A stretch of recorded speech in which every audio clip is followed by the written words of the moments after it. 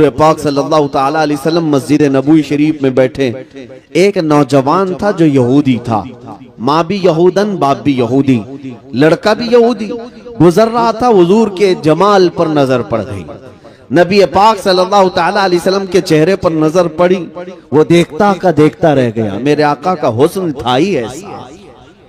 मेरे आका सल्लल्लाहु अलैहि वसल्लम को सहाबा कहते हैं जो एक मर्तबा देखता वो पलकें झपकाना भूल जाता, वो हुजूर को यूं ही देखता रह जाता।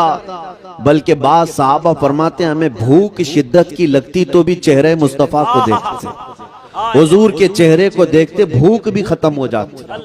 यहाँ तक कि जो बीमार सहाबा हैं वो कहते हैं अगर बहुत ज्यादा बीमार होते तो रसूलुल्लाह को देख लेते थे। है जहर मासी का तैबा ही शिफा खाना, वो जो न थे तो कुछ न था, वो जो न हो तो कुछ न हो, वो जो न थे तो कुछ न था, वो जो न हो तो कुछ न हो, जान है वो जहान की, जान है तो जहान है। अजीज़ान गिरामी वक़ार, बड़ी खुशी हासिल है आप तमाम हज़रात के जज्बात, ख्वाहिशात, तमन्नाएं जो नबी पाक सल्लल्लाहु ताला अलैहि वसल्लम की मोहब्बत से वाबस्ता हैं। अल्लाह करीम हमेशा इस शहर को मरकज़े इश्क़ रसूल बनाए। आमीन आमीन आमीन आमीन। अल्लाह तुम्हारी नस्लों में क़यामत तक कोई गुस्ताख पैदा न फरमाए। जब तक जवानों में यह जज्बा बाकी रहेगा, हुजूर पाक सल्लल्लाहु ताला अलैहि वसल्लम के नामे पाक के लिए इंशाअल्लाहुल अज़ीज़ बड़ी सी बड़ी आंधी और तूफान तुम्हारा कुछ न बिगाड़ सकेंगे। बस इसी बात पर रहो कि अपने बच्चों को जायदाद और प्रॉपर्टी ना दे सके तो कोई बात नहीं, लेकिन इश्क़ रसूल जरूर दे देना। सुभान अल्लाह सुभान अल्लाह। विरासत में अपने बच्चे को मोहब्बत रसूल जरूर देकर जाना। कल को अगर तुम्हारा बच्चा फकीर भी रहा, दुनिया अगर उससे पूछे कि तेरे बाप ने क्या कमाया था और तेरे लिए क्या छोड़ा, तो तुम्हारा बच्चा शर्म से सर न झुकाए बल्कि सर उठाकर कहे मेरा बाप मुझे इश्क़ रसूल देकर गया है, मुझे मेरा बाप विरासत में मोहब्बत रसूल देकर गया है। इस बात पर बच्चों को फख्र करना भी सिखाओ, इसलिए कि हमारे पास फख्र करने वाली अगर कोई चीज है तो मेरे मुस्तफ़ा की जात है। अजीज़ान गिरामी वक़ार, नबी पाक सल्लल्लाहु ताला अलैहि वसल्लम की निस्बत पर अगर फख्र ना करें तो फिर किस पर फख्र करें। हमारे पास अब बची कौन सी चीज है? नबी करीम सल्लल्लाहु ताला अलैहि वसल्लम की मोहब्बत, उनके नाम पर मर मिटने का जज्बा, यही दुनिया को आज भी खल रहा है। दुनिया इसी बात से परेशान भी है कि इन लोगों के पास सब कुछ खत्म हो गया, सब कुछ लुट गया, ये बहुत पीछे आ गए। इनसे हमारे से तो हुकूमत छीनी गई, हमारे से हर जगह की हुकूमतें, इक़्तिदार, तख्त सबसे छीना गया, हमसे छीना गया। हम 700 साल तक यहाँ पर बराजमान रहे, स्पेन में 700 साल तक रहे, दुनिया के 3 बड़े बर्रे आजम पर हमारी हुकूमत जारी रही, लेकिन उन सारे ममालिक से हुकूमत इस्लाम को ख़त्म करके इन कुफ़ार और मुशरिकीन यहूद और नसारा ने हमें टुकड़ों में बांट दिया, फिरकों में बांट दिया। लेकिन उसके बावजूद आज दुनिया का सबसे पहला टारगेट भी हम ही हैं, जिसको 100 साल से ये लोग मार रहे हैं। हमारी इस जमात को पिछले 100 साल से मारा जा रहा है। फिलिस्तीन को तोड़ तोड़ करके रख दिया गया, शाम, इराक, यमन सब बर्बाद कर दिया गया, अफगान के टुकड़े टुकड़े हो गए। 100 साल से सुपर पावर ताकतें हमारे पीछे लगी हुई हैं, छोटी से लेकर बड़ी तक ताकतें। अगर दुश्मन अपना किसी को समझती हैं वो सिर्फ दाढ़ी वाले को, वो चाहे अमेरिका में हो, यूरोप में हो, इंग्लैंड में हो कि अफ्रीका में हो, मुसलमान निशाने पर है, सब जगह निशाने पर है। कभी आपने सोचा कि जो बिखरी हुई कौम है, टूटी हुई कौम है, हमारे पास कोई ढंग की हुकूमत नहीं, लेकिन फिर क्यों हम निशाने पर हैं? दुनिया आज हमसे खौफजदा क्यों है, परेशान क्यों है? मेरे अजीजों, वही बात है जिसको इकबाल ने कहा था, कुछ बात तो है कि मिटती नहीं हस्ती हमारी। क्या बात है, क्या बात है। कुछ बात तो है कि मिटती नहीं हस्ती हमारी, सदियों रहा है दुश्मन दौरे जमा हमारा, वाह, तौहीद की अमानत सीनों में है हमारे, इश्क़ रसूल की अमानत सीनों में है हमारे, आसान नहीं मिटाना नामो निशा हमारा। यूनान और मिस्र और रोमा सब मिट गए जहां से, बाकी मगर है अब तक नामो निशा हमारा। बेशक, सुभान अजीजा ने गिरामी वकार, कोई चीज तुम्हारे पास आज भी जो बाकी है, जिससे दुनिया खौफ ज़दा है, परेशान है, वो चीज जो बाकी है तुम्हारे पास, वो अपने नबी की मोहब्बत बाकी है, इश्क़ रसूल की दौलत बाकी है। और इसी दौलत की हिफाजत करते रहना मेरे अजीजों। ये जलसे, ये जुलूस, ये उलमा का आना जाना, ये इसीलिए लगा रहता है कि तुम्हारी ये मोहब्बत रसूल की अमानत बाकी रहे, अमानत बाकी रहे।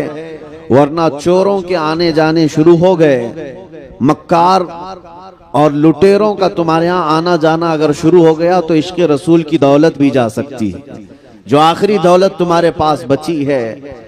इसलिए मैं आपको ये बताना चाहूंगा कि हम हुजूर पाक सल्लल्लाहु ताला अलैहि वसल्लम के नाम पर इतना क्यों मर मिटते हैं। क्यों? इसलिए कि कुरान ने कहा है कि वो रसूल हमसे जान से ज्यादा करीब है। बेशक, सुभान अल्लाह।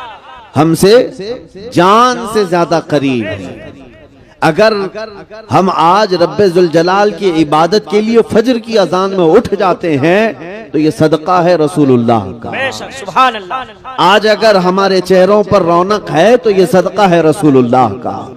हम मुसलमान हैं तो किसकी बदौलत है?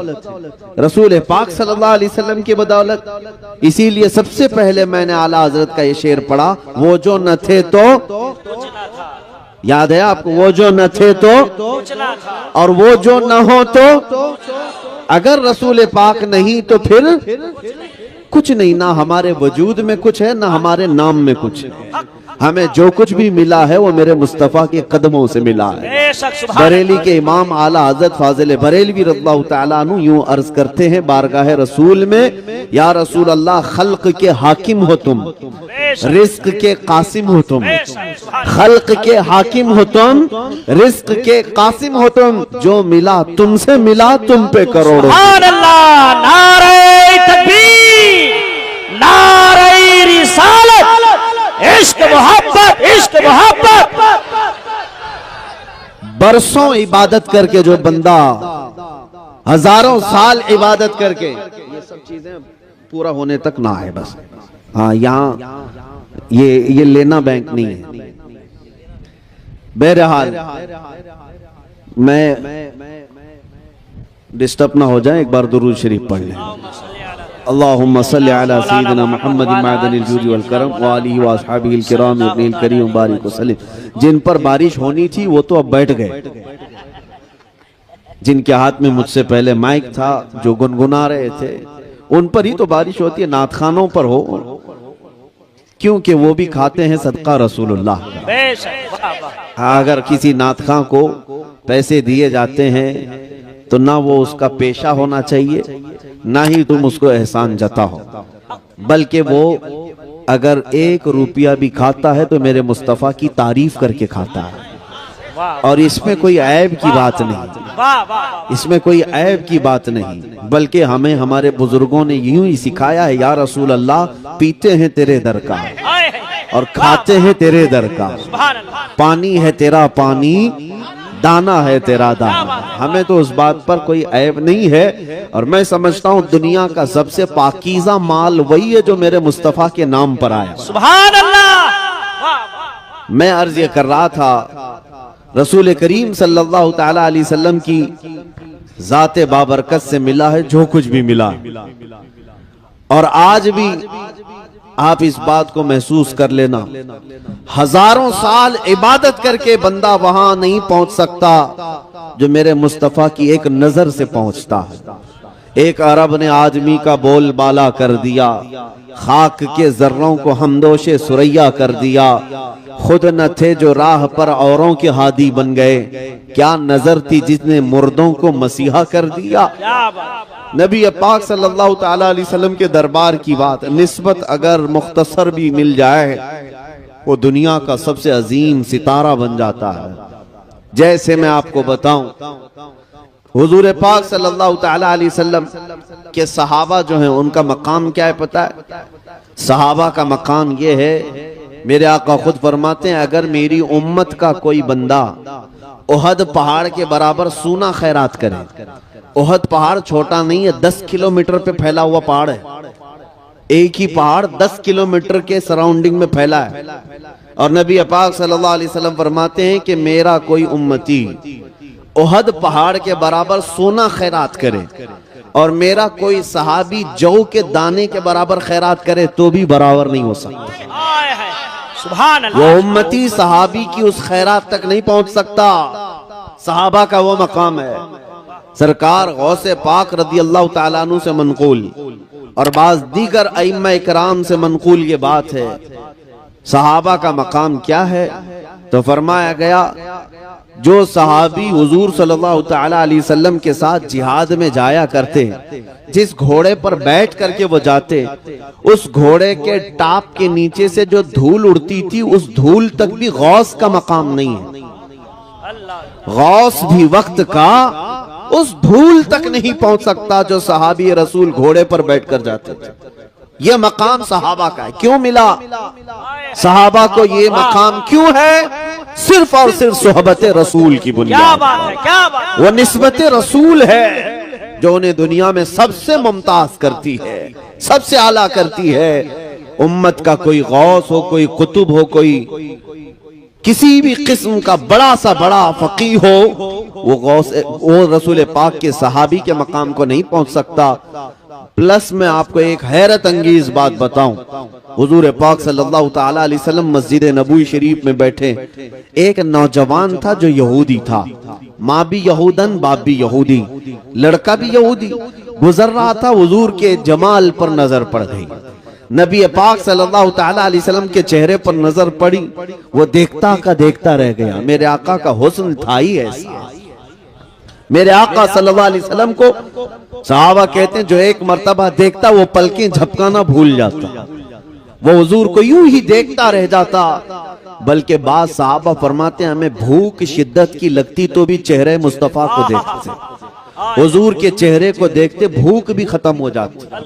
यहाँ तक कि जो बीमार सहाबा हैं वो कहते हैं अगर बहुत ज्यादा बीमार होते तो रसूलुल्लाह को देख लेते थे। है जहर मासी का तैबा ही शिफा खाना। अजीजा ने गिरामी वकार, वो यहूदी नौजवान नबी पाक सल्लल्लाहु ताला अलैहि वसल्लम के चेहरे पाक को देखा तो देखता रह गया और दरवाजे के पास खड़ा रहा। चूंकि यहूदी था अंदर तो आया नहीं, खड़ा रहा, शाम हो गई और उसके बाद घर चला गया। आज एक दिन था, दूसरे दिन फिर उसने इरादा करके देखना शुरू किया, तीसरे दिन से तो उसका मामूल बन गया कि वो काम काज पे नहीं जाता, सीधे आकर मस्जिद के बाहर खड़ा होता और चेहरे रसूल को ताकता रहता था, सिर्फ टकटकी बांधकर देखता रहता था। किसी ने जाकर उसके माँ बाप को शिकायत कर दी कि तुम्हारा बेटा तो मोहम्मद का दीवाना हो गया, तुम यहूदी हो, तुम्हारा बेटा उनका दीवाना हो गया, मोहम्मद सल्लल्लाहु ताला अलैहि वसल्लम को ही देखता रहता है। माँ बाप को जब ये बात पता चली तो बेटे को डांटा डपटा और फिर जब वो नहीं माना तो मारा भी, बहुत उसको ज़ज्र तौबीख किया। और उसके बाद मेरे अजीजों ये इश्क रसूल की ये आदत है ही ऐसी जिसको आला हज़रत फरमाते हैं जान है इश्क मुस्तफ़ा, रोज फजू करे खुदा, जिसको हो दर्द का मजा नाजे दवा उठाए क्यों, फिर के गली गली तबाह ठोकरे सबकी खाई क्यों, दिल को जो अक्ल दे खुदा तेरी गली से जाए क्यों। नबी पाक सल्लल्लाहु ताला अलैहि वसल्लम को देखना वो छोड़ता नहीं था। माँ बाप को शिकायत की गई। एक दिन बाप यहूदी आया और देखा अपने बेटे को कि यहीं खड़ा रहता है, आकर के अपने बेटे को गिरफ्तार किया और घर ले गया और जंजीरों से बांध करके उसको कैद कर दिया। कहा आज के बाद ना तू घर से बाहर निकलेगा, ना मोहम्मद को देखेगा, ना मस्जिद के बाहर जाएगा, ना कहीं उनकी जियारत करेगा। और उसको जो ये सजा मिली, ये सख्त तरीन सजा होती है। एक आशिक रसूल के लिए सबसे बड़ी सजा उसके रसूल से दूर कर देना, नबी पाक सल्लल्लाहु ताला अलैहि वसल्लम से दूर करना। आज दुनिया भी देखें हमें जो सबसे बड़ी सजा दे रही है, वो क्या सजा दे रही है? हमारे बच्चों को मार करके नहीं, हमारी औरतों को नीलाम करके नहीं, बल्कि सबसे ज्यादा बड़ी सजा आज हमें जो दी जा रही है वो हमारे मुस्तफा की शान में तौहीन करके। क्योंकि हमें पता, उन्हें पता है ये मुसलमान अगर बिलकता है, तड़पता है, तो किसी और बात पे नहीं, अपने नबी की बेइज्जती पर तड़पता है, अपने नबी के अपमान पर तड़पता है। दुनिया आज भी जानती है, इसीलिए मेरे नबी पाक को निशाना बना करके ये गुस्ताखियां करती है और हमें बार बार कलेजा जलाया जाता है। एक आशिक रसूल को दुनिया इसी तरह तड़पाती है। उस यहूदी नौजवान को इस्लाम लाया हुआ नहीं है, ईमान लाया हुआ नहीं है, लेकिन दिल से मेरे मुस्तफा पर फिदा था। माँ बाप कैद करके रखे हैं, जंजीरों में बांध कर रखे हैं, लेकिन हुआ क्या? चंद दिनों की कैद के बाद वो नौजवान बीमार पड़ गया। ऐसा बीमार कि अब उठने फिरने की ताकत नहीं थी। अब माँ बाप ने जंजीरें खोल दी, इलाज शुरू कर दिया। जब बड़े बड़े हकीम आए, इलाज से आजिज आ गए, सब थक गए और कहा इसकी बीमारी न पकड़ में आती है, न इलाज सही हो पाता है। यहां तक वक्त आ गया कि बड़ा हकीम आया और उसने नब्ज पकड़ करके कहा, ऐ लोगों, तुम्हारा बेटा चंद दिनों का नहीं बल्कि चंद लम्हों का मेहमान रह गया। ये अब दुनिया से जाने वाला है, इसका कोई इलाज नहीं, ये मौत की वादी में जा रहा है। अकलौता बेटा था, माँ बाप का कलेजा दहल गया कि हमने अपने बेटे के साथ क्या कर दिया, हमने अपने हाथों अपने बेटे को मार दिया। अफसोस तो था, गम तो था, लेकिन मजहब पर शिद्दत से अमल करते थे। यहूदी कट्टर थे, मानने को तैयार नहीं थे। आखिर में माँ का दिल पसीज गया। माँ ने अपने बेटे से आकर के कहा, बेटा तू क्यों अपने आप को इस मुसीबत में मुब्तला कर लिया? देख तेरा जिस्म पीला पड़ गया, अब तेरा हाथ पैर उठने के काबिल नहीं, तू मरने के करीब आ गया। बता तू चाहता क्या है? वो नौजवान जो मौत की वादी में जा रहा था, हमेशा के लिए अब आंखें बंद करने वाला था। माँ की आवाज कानों में आई तो बेटे ने कहा, एक बार मोहम्मद अरबी को देखना चाहता, एक बार मोहम्मद रसूलुल्लाह को देखना चाहता हूँ। माँ बाप का दिल पसीज गया, रहम आ गया, तरस आ गया। कहा वैसे भी मरने वाला है, इसको एक बार इसके माशूक, इसके महबूब को दिखा दिया जाए, जियारत करा दी जाए। बाप आया मस्जिद नबवी, नबी पाक सल्लल्लाहु ताला अलैहि वसल्लम सहाबा के साथ बैठे थे। फजर के बाद का वक्त था। आकर के दरवाजे से उसने पुकारा, हुजूर तशरीफ लाए। कहा मेरा बेटा आपका दीवाना है, आपकी मोहब्बत में ऐसा वारफ्ता है कि हमने उसे कैद में रखा, लेकिन वो न माना। उसे हमने मार तोड़ किया, वो न माना। लेकिन आज हालत ये आ गई कि मेरा बेटा दुनिया से जाने वाला है, मौत की वादी में जा रहा है, लेकिन उसकी ख्वाहिश है कि मरने से पहले वो एक बार आपको देखना चाहता है। अगर आप बुरा ना समझे तो मेरे घर तशरीफ लाएं, मेरे बेटे को एक बार अपना जलवा दिखा दीजिए। अपने बेटे के लिए वो इल्तिजाएं करता रहा। नबी मुकर्रम सल्लल्लाहु ताला अलैहि वसल्लम सहाबा से कहते, चलो हमारे उस आशिक को देखने के लिए उसके घर चलते हैं। नबी पाक सल्लल्लाहु ताला अलैहि वसल्लम चल कर के आए। यहूदी का घर है, माँ भी यहूदन, बाप भी यहूदी, बेटा बिस्तर पर पड़ा हुआ है, मौत करीब है। जैसे ही नबी पाक घर में दाखिल हुए, खुशबू से घर महक गया। बिस्तर पर उसे अंदाजा होने लग गया कि जाने जाना तशरीफ ला रहे हैं, रूह कायनात तशरीफ ला रहे हैं। उसने ताकत और कुव्वत को जमा किया, आंखें उठाकर देखा, सामने आफताबे रिसालत है, सामने महताबे रिसालत है। नबी पाक सल्लल्लाहु अलैहि वसल्लम जैसे ही सिराने के पास आए, पूरी कुव्वत के साथ वो अपने बिस्तर से उठकर बैठ गया। नबी पाक सल्लल्लाहु ताला अलैहि वसल्लम ने चेहरे के नीचे हाथ दिया और उठा करके बिठाया और फरमाया कि ए नौजवान, अब देर किस बात की? जब तेरा दिल मेरे नाम से धड़कता है, जब तेरे अंदर मेरे नाम की मोहब्बत है, तो देर किस बात की? क्या अभी कलमे तैयबा पढ़कर मुशर्रफ इस्लाम नहीं होना चाहता? उस नौजवान ने कहा, आका देर किसी बात की नहीं, बस बात इतनी थी कि आप सामने हो और मेरे लब खुलते चले जाएं।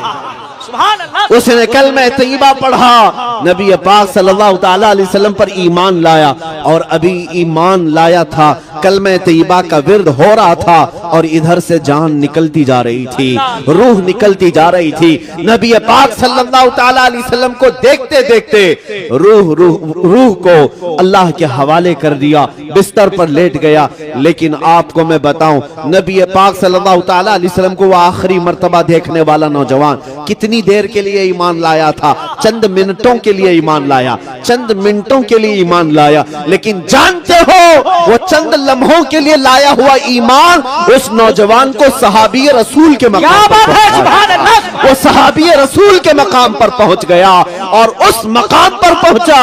देखो, जिंदगी में एक नमाज पढ़ने का वक्त भी नहीं आया, ज़कात देने का वक्त भी नहीं आया, रोजा रखने का वक्त भी नहीं आया। इधर ईमान लाया, उधर वफात हो गई, लेकिन मकाम कौन सा पाया? वो मकाम पाया जहां दुनिया का कोई गौस भी उसके कदम तक नहीं पहुंच सकता। वाह वाह वाह वाह वाह। नारे तकबीर, नारे रिसालत, अज़मते सहाबा, अज़मते सहाबा, मसलके आला हज़रत, बस्ती बस्ती करिया करिया। इसीलिए आला हज़रत ने फरमाया, या रसूल अल्लाह, जो मिला तुमसे मिला, जो मिला तुमसे मिला, तुम पे करोड़ों दुरूद। जिन सहाबा को मकामात उलिया मिले, वो किसकी वजह से? रसूलुल्लाह की वजह से, मेरे मुस्तफा की बदौलत। और अगर आज कोई ये कहता है कि मुल्के शाम फतह हुआ, इराक फतह हुआ, यमन फतह हुआ, मिस्र फतह हुआ, ये बड़े बड़े ममालिक सहाबा इकराम की मेहनतों से तो फतह हुए, लेकिन कभी भी सहाबा ने नहीं कहा कि हमने अपनी ताकत की जौलानियों से जमीनों को कब्जा किया है, बल्कि हर सहाबी का नारा यही था, जो मिला रसूलुल्लाह से मिला। हम आज जिस मकाम पर हैं, वो मेरे मुस्तफा की बदौलत है। इसीलिए नौजवानों, फख्र करना सीखो। किस बात पर फख्र करोगे? इस बात पर फख्र करो कि मैं रसूलुल्लाह का अदना गुलाम हूं, मेरी निस्बत मेरे मुस्तफा से है। दुनिया को दिखाने के लिए तुम दाढ़ियां छिलवा देते हो, दुनिया को दिखाने के लिए तुम टोपियां छुपा देते हो, ये सोचते हो कि दुनिया पता नहीं हमें आतंकवादी ना कह दे, दुनिया हमें टेररिस्ट ना कह दे, दहशतगर्द ना कहे, इसलिए हम सेकुलर बन करके जिएंगे। अब तो लोग ऐसे नाम भी रखने लग गए कि पहचान में ना आए कि मुसलमान है कि कौन है। लोग इस तरह जीने की आदत डालते हैं। मैं कहता हूं, ए बुज़दिलो, कब तक इस तरह छुप छुप करके जियोगे? जीना है तो मेरे मुस्तफा के नाम पर खुल करके जियो। शहीद टीपू सुल्तान शेर मैसूर ये फरमाया करते थे कि शेर की एक दिन की जिंदगी गीदड़ की 100 साल जिंदगी से बेहतर है। 100 साल गीदड़ बन करके रहने से बेहतर है एक दिन शेर की जिंदगी गुजार कर जाओ। जीना है तो मेरे मुस्तफा की निशानियों के साथ जियो, हुजूर के अखलाक के साथ जियो। तुम्हें किस बात की शर्म है, किस बात का ऐब है? तुम ये समझते हो कि रोजी नहीं मिलेगी, नौकरी नहीं मिलेगी, लोग ताना देंगे, मुल्ला मौलवी कहेंगे, तो फिर नबी का नाम क्यों लेते हो? मोहब्बत का नारा लगाते क्यों? उस रसूल से अगर सच्ची मोहब्बत है तो उनके अखलाक और आदत से भी मोहब्बत करो, उनके किरदार से भी मोहब्बत करो। ऐसा नहीं है कि सिर्फ जुबान से नारा लगाते रहें और उनका कोई अमल तुम्हें पसंद ना हो। मैं आपको बताऊं, आपने नाम सुना है सैफुल्लाहिल मसलूल खालिद बिन वलीद रज़ी अल्लाह ताला। कौन है? रसूल पाक के वो सहाबी जिनको खुद रसूलुल्लाह ने फरमाया ये अल्लाह की लटकती हुई तलवार है। कौन? सैफुल्लाह खालिद बिन वलीद। आपको मैं बताऊं, उन्होंने अपनी जिंदगी में 125 जंगें लड़ी। कितनी? 125 जंगों में शिरकत किए। मेरे अजीजों, जंग है कोई फुटबॉल क्रिकेट का मैदान नहीं है कि सुबह गए शाम में आ गए। जंग का मैदान जान हथेली पर लेकर जाना होता है। और खालिद बिन वलीद खुद फरमाते, मेरे पूरे जिस्म में एक बालिश्त जगह भी बाकी नहीं जहां तीर और नेजे का निशान ना हो। हर जगह जख्म है, हर जगह जख्म है। और वो जो तलवार उठाते थे एक हाथ में 35 किलो की होती थी, और जो ढाल पकड़ते थे तीरों को बचाने के लिए वो 40 किलो का होता था। वो असल जवान है रसूलुल्लाह का, वो जवान है, बहादुर है। मेरे अजीजों 125 जंगों में शिरकत किया, लेकिन रिकॉर्ड है ये है कि एक भी जंग में कभी आपको शिकस्त नहीं हुई। क्या बात है, सुभान अल्लाह। एक भी जंग में कभी हारे नहीं। खालिद बिन वलीद जिस जंग में गए फतह का झंडा लहरा कर आए। और एक बड़ी ताज्जुब की बात बताऊं, खालिद बिन वलीद रज़ियल्लाहु ताला अन्हु जिस इलाके को फतह किए थे अपने जमाने में, 14 सदियां गुजर गई, आज तक वो इलाका इस्लाम के तहत ही है। सुभान अल्लाह। आज तक मुसलमानों के ज़ेरे नगी। खालिद बिन वलीद ने जिस इलाके को फतह किया वो अब तक गैरों के हाथ में नहीं जा सका, नहीं गया। इतनी फजीलत सुनो, उस खालिद बिन वलीद की बात कर रहा हूं। वो फख्र किस बात पर करते थे? अपनी बॉडी पर, अपनी ताकत पर, हाँ, अपनी जौलानियत पर, अपने तलवार के फन पर किस पर फख्र करते थे? नहीं, उनको इन बातों पर फख्र नहीं था, बल्कि वो खुद कहते हैं जंगे मौता में एक जंग ऐसी कि जिसमें 9 तलवारें उनके हाथ से टूटी। एक तलवार टूटती, दूसरी उठाती, दूसरी के बाद तीसरी, तीसरी के बाद चौथी, 9 तलवारें टूटी, मैदान छोड़कर कभी भागे नहीं, वो लड़ते रहे।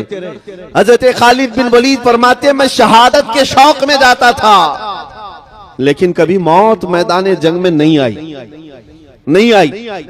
एक जंग के मैदान में ऐसा हुआ कि बड़े बड़े पहलवान सामने तलवार लहराते आ गए आपकी गर्दन के पास। 4 बड़े बड़े पहलवान आए, आप लड़ ही रहे थे कि अचानक आपका अमामा गिर गया, सर से अमामा गिर गया। अब होना क्या चाहिए? जंग के तरीकों में यही है कि पहले दुश्मन का मुकाबला करो, बाद में अपनी चीजें उठाओ। लेकिन खालिद बिन वलीद ने सामने खड़े हुए किसी काफिर की परवाह न की, अमामा उठाने के लिए चल पड़े। बड़े बड़े पहलवान सामने तलवार लेकर खड़े हैं, आप उनकी तरफ नहीं देख रहे थे, अमामा शरीफ उठाना है। अपनी टोपी अमामा उठाने के लिए भागे और जल्दी से जाकर भागकर उठा लिए। इतनी देर में तो वो गर्दन अलग कर सकते थे, लेकिन सब हैरत में रह गए। सबों ने तलवार नीचे कर ली। ये हरकत एक आम फौजी भी नहीं करता, एक आम सिपाही भी नहीं करता। खालिद बिन वलीद तो सिपह सालार है, ऐसी हरकत कैसे कर सकते हैं? तो उन काफिरों ने पूछा खालिद बिन वलीद से, ये क्या हरकत तुमने किया? एक छोटा फौजी भी नहीं करता ऐसी हरकत। तुम बड़े सिपह सालार होकर जंग में जब दुश्मन तेरी गर्दन पर तलवार ताने खड़ा है, अपनी गर्दन बचाने की बजाय तुम पगड़ी बचाने चल पड़े, तुम अपना अमामा उठाने चल पड़े। खालिद बिन वलीद ने जो जवाब दिया मेरे अजीजों, यही सहाबा का मसलक था। उन्होंने कहा है जालिमों, तुम क्या समझते हो खालिद बिन वलीद अपने ताकत के बलबूते फतह हासिल करता है, अपनी जवानी के बलबूते जंगों को जीतता है? नहीं, सुनो, बात दरअसल ये है कि ये अमामा सिर्फ अमामा नहीं, इसके अंदर मेरे मुस्तफा के 3 मुँह मुबारक रखे हैं। इसके अंदर रसूलुल्लाह के 3 बाल मुबारक हैं, और मेरा यकीन यही है मैं अपनी ताकत के बलबूते नहीं जीतता, बल्कि जिस जंग में भी मुझे फतह मिलती है वो रसूलुल्लाह के मुँह मुबारक की बदौलत। निस्बत पर उन्हें नाज था, उन्हें फख्र इसी बात पर था। इसी को आला हजरत ने क्या फरमाया, या रसूल अल्लाह जो मिला तुमसे मिला, तुम पे करोड़ों दुरूद, खल्क के हाकिम हो तुम, रिज्क के कासिम हो तुम, जो मिला तुमसे मिला, तुम पे करोड़ों दुरूद। इसीलिए मैंने आज देखा है इज्जत उसी की है जो रसूलुल्लाह का दीवाना है, जो मेरे मुस्तफा का परवाना है, उसे दुनिया नहीं भूलती। आज देखे बंगाल की इस वादी में मैं बैठा हूँ, यहाँ पर शायद मैं पहली मर्तबा आया, लेकिन आते साथ 100 साल पहले गुजरे हुए बुजुर्ग जिनका नारा कसरत से लगता है वो कोई और नहीं, वो इमाम इश्क व मोहब्बत आला हजरत की जात है। आज हर बच्चा, हर जवान इश्क मोहब्बत आला हजरत क्यों पुकारता है, क्यों नारे लगाता है? इसलिए नहीं कि वो बहुत बड़े नेता थे, इसलिए नहीं कि वो बड़े जमींदार थे, इसलिए नहीं कि उन्होंने लोगों में पैसा बहुत बांटा है, इसलिए हर बच्चे की जुबान पर आला हजरत का नारा है कि उस आला हजरत ने अपनी जिंदगी मेरे मुस्तफा के नाम पर वक्फ की थी। और उन्होंने दुनिया को ये सिखाया था, कि जीना हो तो है लोगों ऐसे जियो कि हुजूर को पुकार कर यूं कहो, या रसूल अल्लाह चमक तुझसे पाते हैं सब पाने वाले, मेरा दिल भी चमका दे चमकाने वाले, क्या मेरा दिल भी चमका दे चमकाने वाले। उस आला हजरत ने जो इश्क रसूल का दर्स दिया, इसलिए मौला करीम ने आज ना उनका नाम मिटने दिया है, ना उनका कलाम मिटने दिया। बेशक बेशक। हाँ, वो बुजुर्ग आज हमारे मजमों में जिंदा है। आज मुजाहिदे मिल्लत को कसरत से याद किया जाता है। क्या कहने बंगाल की खाड़ियां, उड़ीसा की वादियां मुजाहिदे मिल्लत के कदम कदम को याद करती हैं। क्यों? क्या उस मुजाहिदे मिल्लत ने बहुत बड़ा महल बना लिया था? क्या उस मुजाहिदे मिल्लत ने कोई बहुत बड़ी हुकूमत बना ली थी? उस मुजाहिदे मिल्लत ने अपनी जिंदगी में अगर कुछ किया है तो इन भोले भाले सुन्नियों के दिलों को इश्क रसूल से गरमाया, मोहब्बत मुस्तफा में जीना सिखाया है, तड़पना सिखाया है। बल्कि बंगाल और उड़ीसा की खाड़ियों और वादियों में बसने वाला हर मुसलमान इस बात को याद रखे, तुम मुजाहिदे मिल्लत के पड़ोसी हो। मुजाहिदे मिल्लत ने यह दर्स भी दिया, क्या है मुसलमानों, दुनिया अगर तुम्हें कैद करने से डराती है, जेल की सलाखों में डालने से डराती है, तो डरना नहीं, बल्कि मुझे देख लेना, खुशी से हथकड़ियां पहन लेना। इसलिए कि अगर नामे मुस्तफा पर हथकड़ियां पहनाई जाए तो उन बुजुर्गों ने कहा ये हथकड़ियां नहीं है, ये मेरे मुस्तफा की मोहब्बत के कंगन है। नारे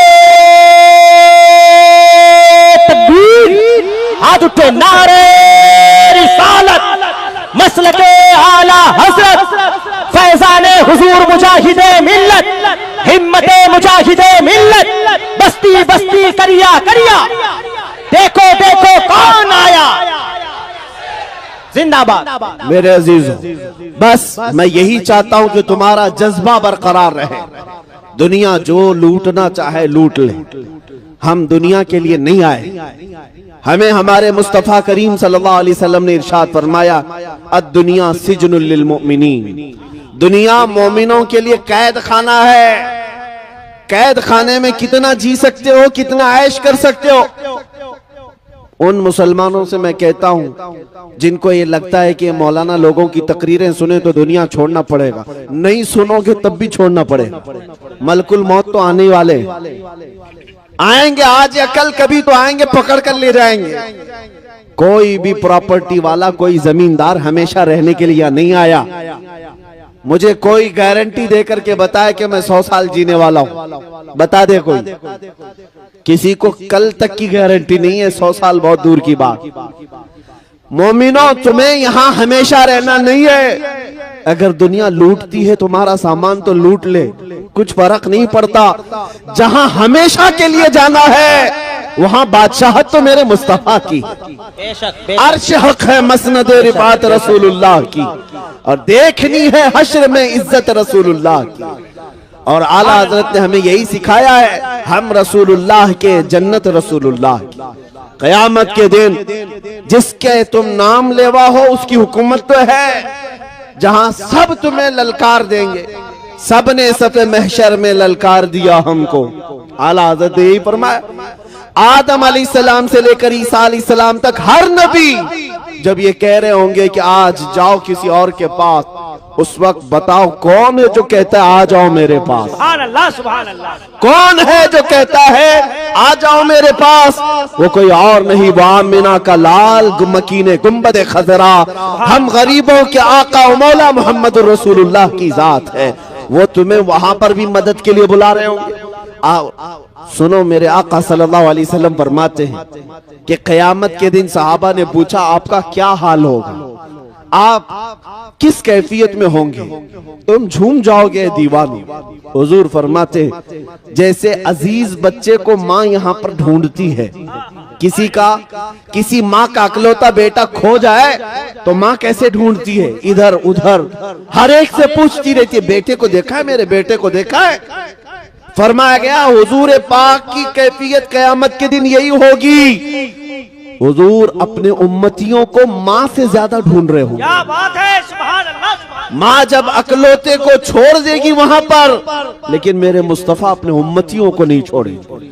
खुद फरमाते मेरे आका कयामत के दिन तुम मुझे देखोगे इस हाल में कि मेरे एक कंधे पर चादर होगी। हुजूर फरमाते मेरे एक कंधे पर चादर होगी, कभी वो खसक खसक कर गिर रही होगी, मैं एक हाथ से अपनी चादर संभाल रहा हूँ और एक हाथ से अपने उम्मतियों को पकड़ पकड़ कर जन्नत में ले जा रहा हूँ। जो नबी सल्लल्लाहु ताला अलैहि वसल्लम कयामत के दिन एक एक हाथ से पकड़ पकड़ कर कभी हौज़े कौसर पर ले जा रहे हैं, कभी मीज़ान अमल के पास आकर खड़े होकर के हमारे अमाल को भारी कर रहे हैं, कभी जन्नत की तरफ ले जाने के लिए मदद कर रहे हैं। तो मुझे बताओ उस रसूल के गुण न गाएं तो फिर किसके गुण गाएं? उस रसूल के लिए ना जिए तो फिर किसके लिए जिए? दुनिया में तुम जिसकी जय विजय करते घूमते हो, ये पार्टियां आज हैं कल चली जाएंगी।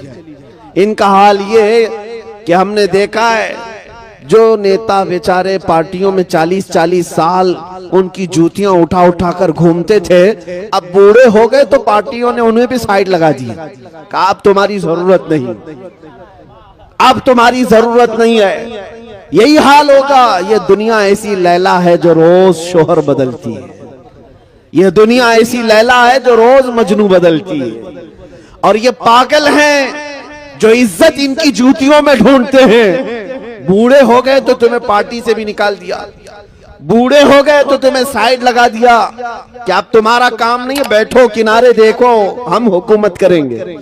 लेकिन हमने देखा है जिसने मेरे मुस्तफा के कदमों में अपनी जिंदगी निछावर की, हुजूर के दामन से जो वाबस्ता हुआ, वो जिंदगी में जितना बूढ़ा होता है उतनी इज्जत बढ़ती है, जितना बूढ़ा हो जाए इज्जत बढ़ती जाती है। मुझे बताओ ऐ नौजवानों, क्या उम्र के 75वें साल में जब ताजुशरिया की उम्र पहुंची तो क्या उनको किसी ने साइड बैठने का हुक्म दिया? बल्कि हर दिन ऐसा था कि उन पर टूट पड़ने वाले परवानों की कसरत होती ही जाती थी। क्यों? ये दामने मुस्तफा से जो वाबस्ता होता है उसकी इज्जत में कमी कभी नहीं आती, कभी नहीं आती, बढ़ती ही जाती है, बढ़ती ही जाती है। और इसमें कम का कोई तस्वुर नहीं। कम वहां है जहां दुनिया की जूतियां उठाओगे, इसको उसको राजी करने की कोशिश करते रहो।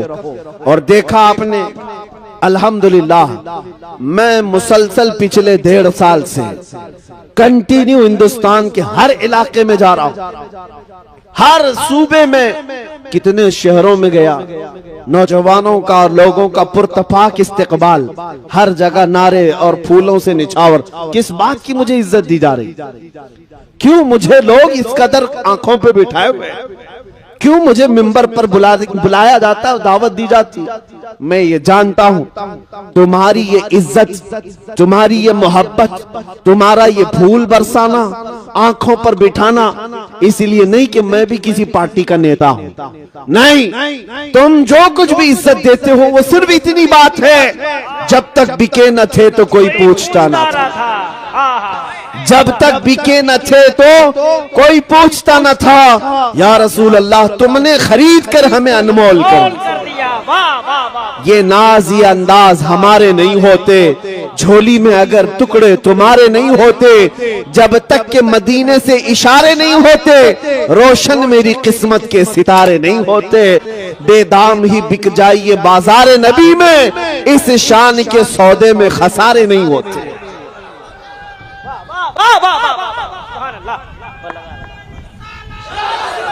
भाई मुफ्ती साहब को मैंने देखा है लाखों के जलसे में, लाखों के मजमे में, अल्हम्दुलिल्लाह। दीवाने नारा लगाते हैं तो कसम खुदा की लगता है दुश्मन नबी का कलेजा कांपने लगता है। लब्बैक लब्बैक लब्बैक लब्बैक। यार माइक वाले भाई, कसम खुदा की क्या है यार?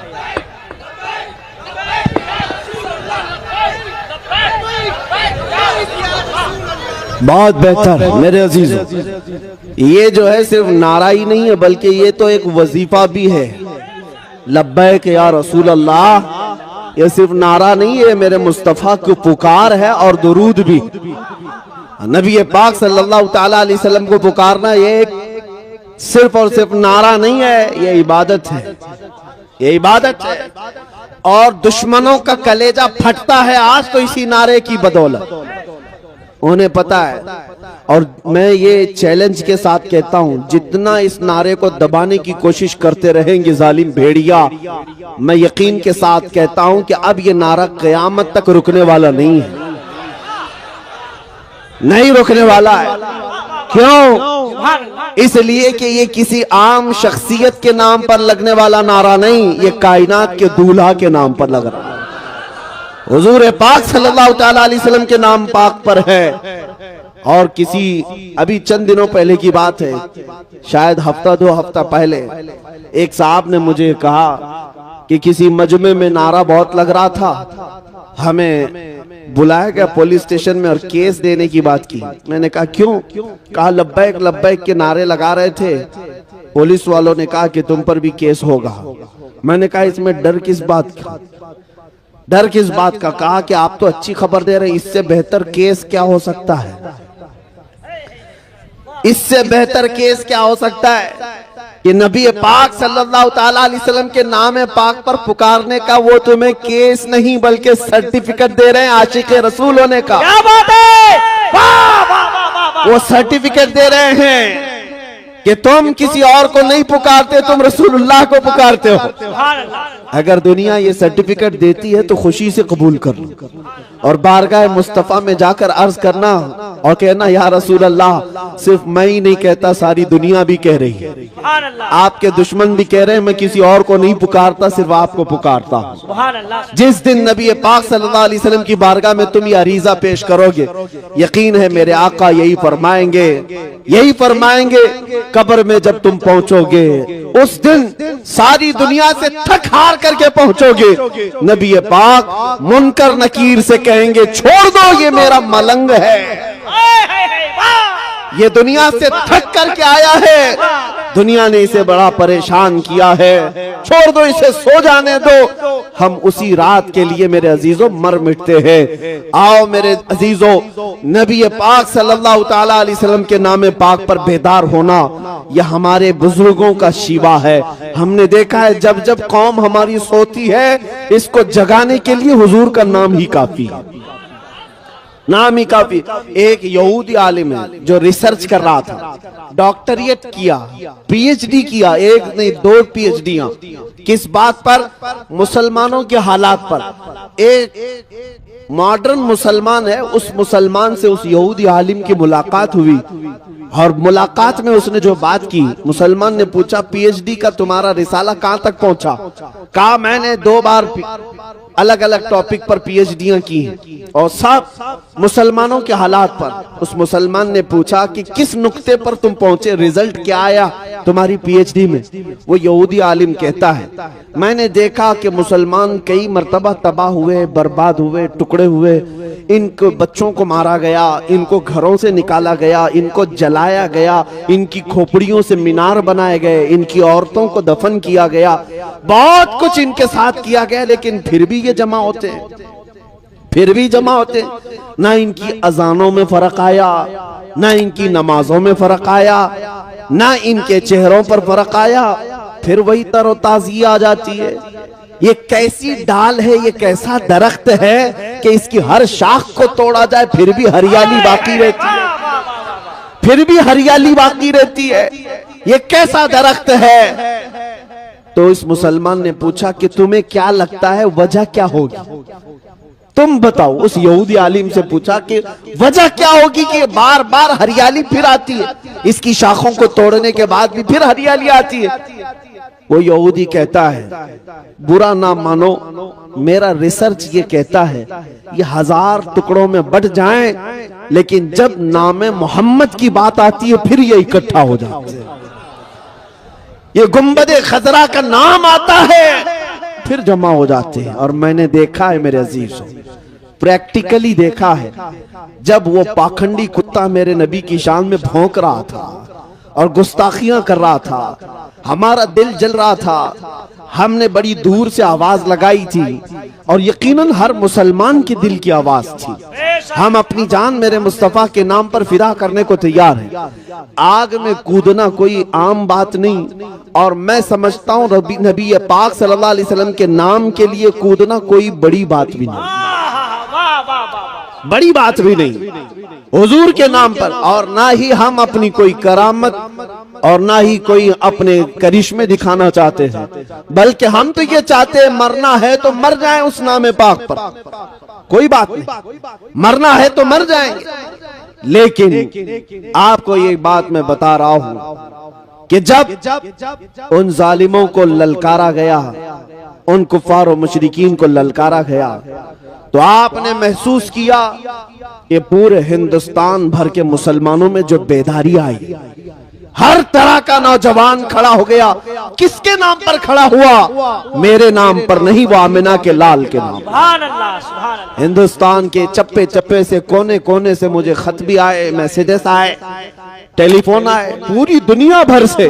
अब मैं आपको बताऊं तो हैरत होगी, हमारा जिनसे कोई फिक्री ताल्लुक ही नहीं, उन जमातों के भी बड़े बड़े सरदार, दूसरे मकतब फिक्र से ताल्लुक रखने वाले बड़े बड़े उलमा, वो सब जिनसे हमारा शदीद तरीन इख्तिलाफ है, उन लोगों ने भी कहा मौलाना आप बरेलवी हो, हमें पता है आप बरेलवी, हमें पता है हमारा आपसे बड़ा इख्तिलाफ है, लेकिन जिस नाम की इज्जत के लिए आप खड़े हैं, आप पीछे मुड़कर देखेंगे तो हमारी जमात भी खड़ी है।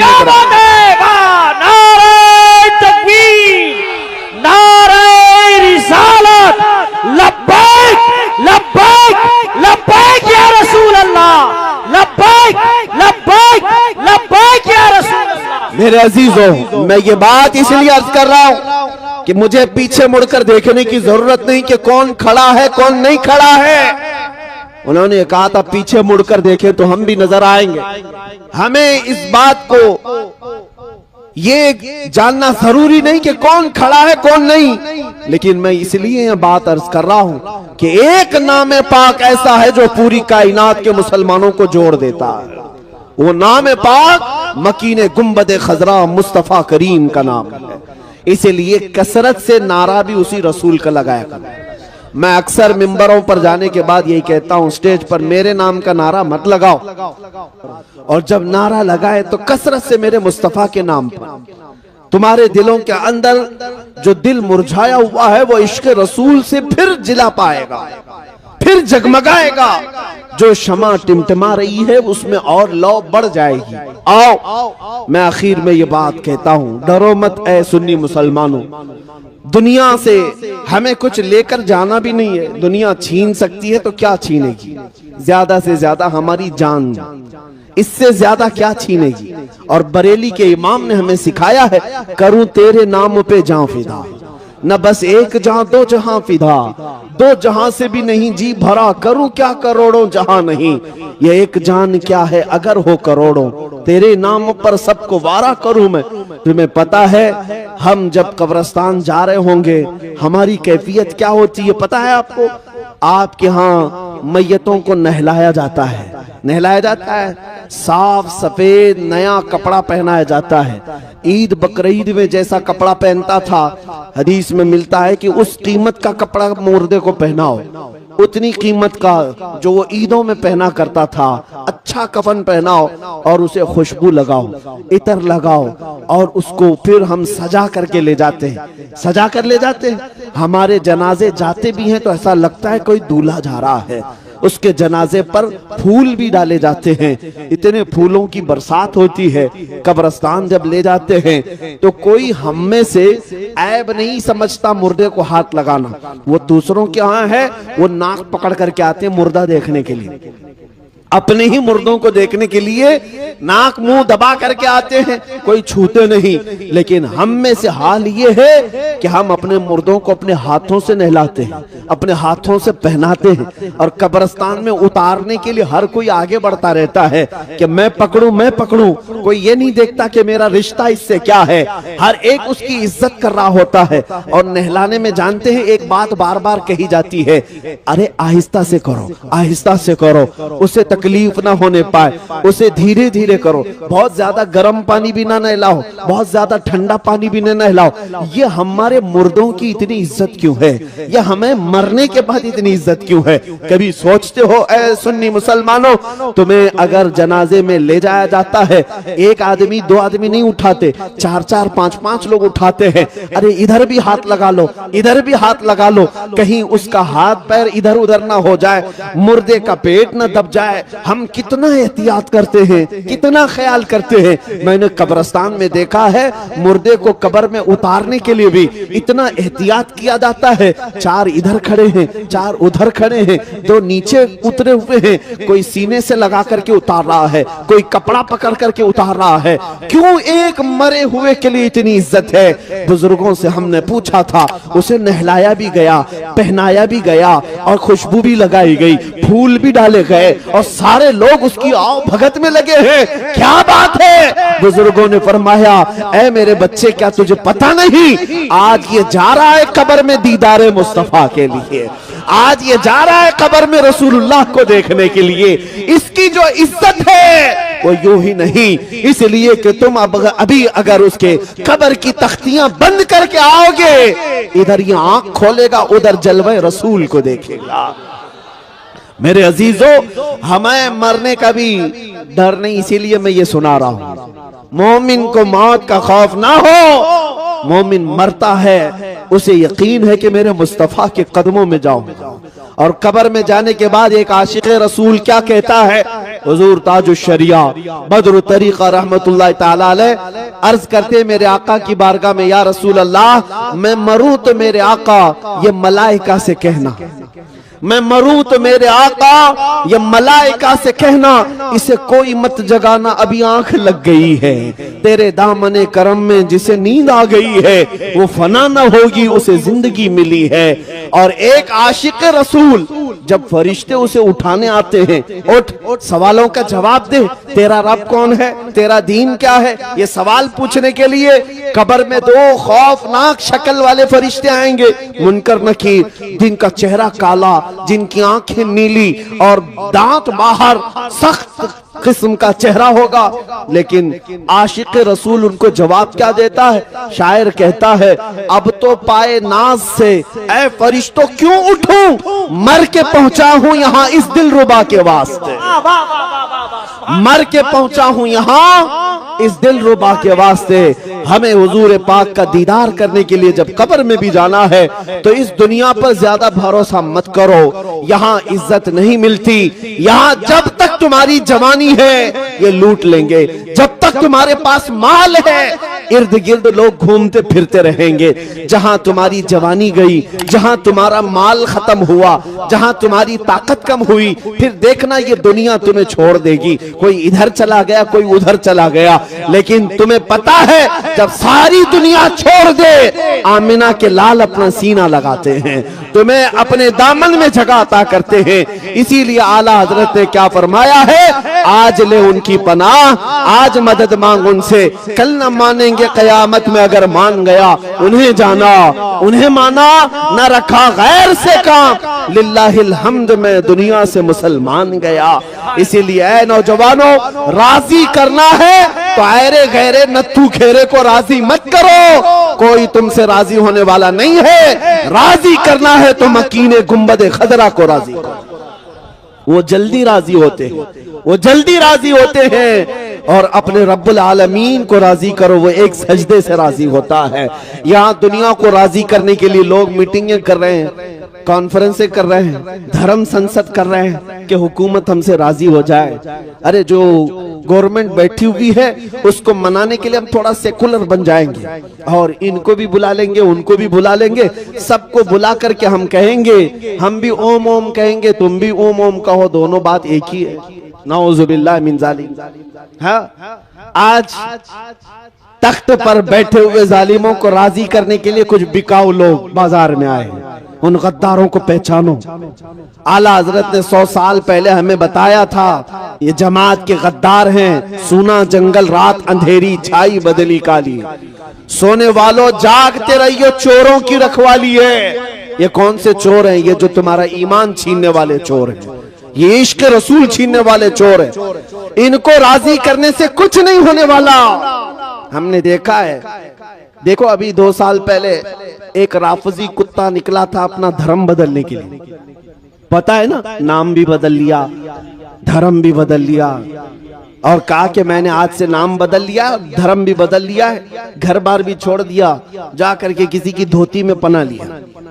और कितने दिन तक, 6 महीने से ज्यादा रह नहीं सका, वहां से भी लात मार के भगाया गया। हुआ ये कि धोबी का कुत्ता न घर का न घाट का। जब मुस्तफा करीम सल्लल्लाहु अलैहि वसल्लम के दरबार को छोड़कर कोई जाता है, वो दर दर की ठोकरें खाता है। दुनिया में भी जिल्लत है, आखिरत में भी जिल्लत है। हमने देखा है, उनको राजी करने के लिए बेचारा सब कुछ बदल लिया, लेकिन वो राजी नहीं हुए, राजी नहीं हुए, तुमसे राजी नहीं होंगे। इसीलिए मैं कहता हूं 10 लाख साल भी तुम नाक रगड़ते रहो, ये दुनिया के जालिम दुश्मन तुमसे राजी नहीं होंगे। राजी करना हो तो आमिना के लाल मोहम्मद रसूलुल्लाह को राजी करो।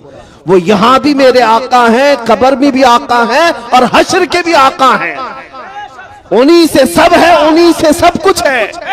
इसीलिए मैंने जो शेर कहा था, वो जो न थे तो कुछ न था, वो जो न हो तो कुछ ना हो। जान है वो जहान की और जान है तो जहान है। अल्लाह करीम हम सबको उनकी मोहब्बत में जीने मरने की तौफीक अता फरमाए। हम रहे तो मौला आशिक़ रसूल बनकर के जिए और मरे तो मेरे मुस्तफ़ा की मोहब्बत में मरे। मौला जब हमारा जनाजा उठे तो दुनिया पुकार कर कहे कि मेरे मुस्तफ़ा का दीवाना इस दुनिया से जा रहा है। इतनी ही दुआ है और साथ में तुम्हें ये दर्स दे करके जाता हो, उठो कुव्वत इश्क से हर पस्त को बाला कर दो, दहर में नामे मोहम्मद से उजाला कर दो। यहाँ दुनिया में जो कुछ भी है वो मेरे मुस्तफ़ा का है। इसीलिए मेरे मुर्शिद गिरामी ताजु शरिया ने ये फरमाया है, जिंदगी ये नहीं है किसी की किसी के लिए, जिंदगी है नबी की नबी के लिए। ना समझ मरते हैं जिंदगी के लिए, अरे जीना मरना है सब कुछ नबी के लिए। वाखिर दावाना अल्हम्दुलिल्लाहि रब्बिल आलमीन। अस्सलाम वालेकुम। रसूल करीम सल्लल्लाहु तआला अलैहि वसल्लम के एक जलीलुल कद्र सहाबी खालिद बिन वलीद रदियल्लाहु तआला, अल्लाहु अकबर। इनके ईमान की बात तो देखें, आपके नफ्स की बात। कड़ियल जवान है और ये भी एक जंग में गए थे, एक किले का मुआसरा किया था, ईसाइयों का था और वो फतह नहीं हो पा रहा था। ईसाइयों ने कहा खालिद बिन वलीद के साथ तलवार से नहीं लड़ा जा सकता, अखलाक से लड़ेंगे।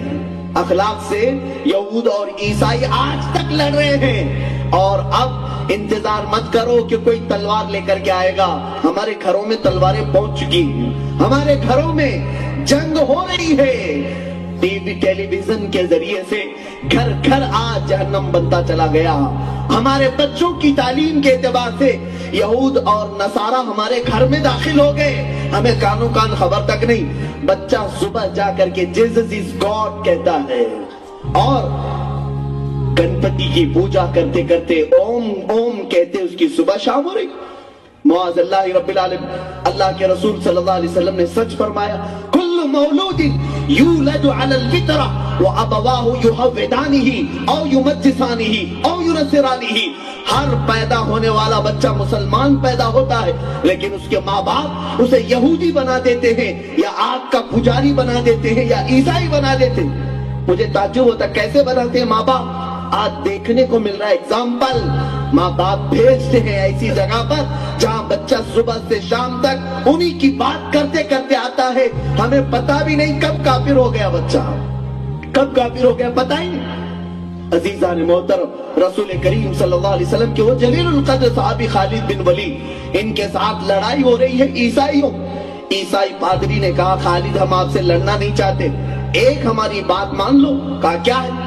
कहा तुम अपने नौजवान साथियों को लेकर बाजार में से आ जाओ, 2 दिन के बाद बाद या 3 दिन के बाद हम किले की चाबियां आपके हाथ में दे देंगे, लड़ेंगे नहीं।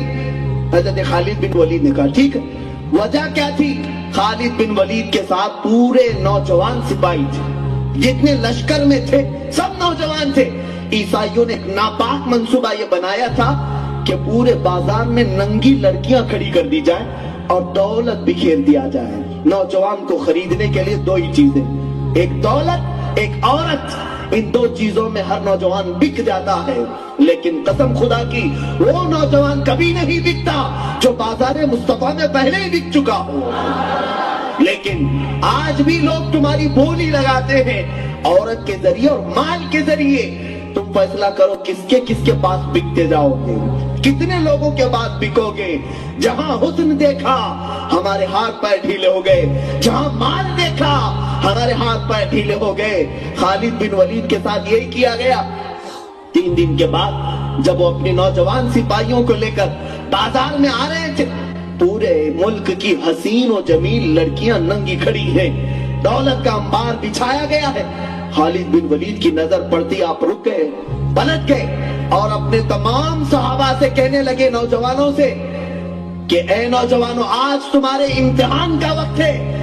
अगर तुम्हारा कदम जरा भी फिसला तो कयामत तक आने वाली मुसलमान कौम तुम पर लानत बरसाएंगी, और अगर आज तुमने साबित कदमी का मुजाहरा किया तो कयामत तक आने वाले तुम्हारे ऊपर रहम और करम के फूल बरसाएंगे।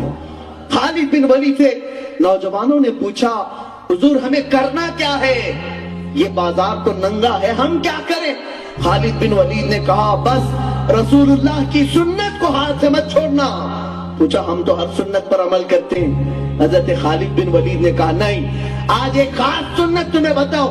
मैंने अपने नबी करीम सल्लल्लाहु अलैहि वसल्लम को देखा है, जब भी मेरे आका बाजारे मदीना में जाते थे, ना आका दाएं देखते थे ना बाएं, आपकी निगाहें हमेशा नीचे हुआ करती थी। उस सुन्नत पर अमल करके चले जाओ। सहाबा इकराम ने खालिद बिन वलीद की बात को सुना, उसके बाद गुजरने लग गए और सही सलामत गुजरते गुजरते उस किले तक पहुंच गए। न लड़की से छेड़छाड़, न दौलत की छेड़छाड़, न हाथ में दौलत का सिक्का उठाया, न औरतों की तरफ नजर उठाया। तारीख तो ये बताती है वो नौजवान तो ऐसे गुजर रहे थे, अगर उनके सरों पर अंडा रख दिया जाता तो भी नहीं गिरता।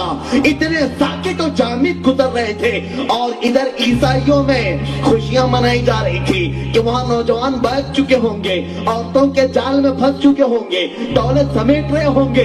लेकिन जैसे ही उन्होंने अपने सामने खालिद बिन वलीद जैसे नौजवान को और उनके साथ पूरे जवानों को देखा, आंखें फटी की फटी रह गई। ईसाई पादरी वादे के मुताबिक सारी चाबियां लाकर खालिद बिन वलीद के कदमों में रखता है और पूछता है, खालिद जरा ये तो बताओ, ये कौन से जवान हैं, ये कौन से नौजवान हैं, इनके अंदर नफ्स है या नहीं, ये इंसान है या फरिश्ते हैं, कौन सी जमात को तुमने जमा किया है? खालिद बिन वलीद ने 2 जुमले इरशाद फरमाए थे, आज मैं फख्र के साथ इस मिंबर से अर्ज करता हूँ। खालिद बिन वलीद ने कहा, नादान, तुमने उन आंखों को खरीदने की कोशिश की थी जिन आंखों में पहले ही से जमाले मुस्तफा बच चुका हो, उसे दुनिया का कोई हुस्न धोखा कैसे दे सकता है? उन आंखों को क्या धोखा देगा ये हुस्न जमाल जिन आंखों में मुस्तफा करीम का जमाल बसा हुआ हो? ये नौजवान है तो इंसान, लेकिन अपनी आंखों को उन्होंने मुस्तफा के बाजार में बेच दिया है। अब ये आंखें किसी और तरफ नहीं उठती है। अल्लाह अकबर। उस ईसाई पादरी ने, तारीखी बात है, खुद अपने खानदान समेत जितने लोग किले में मौजूद थे, खालिद बिन वलीद के हाथ पर मुशर्रफ इस्लाम हो जाते हैं, इस्लाम के हल्के में दाखिल हो गए।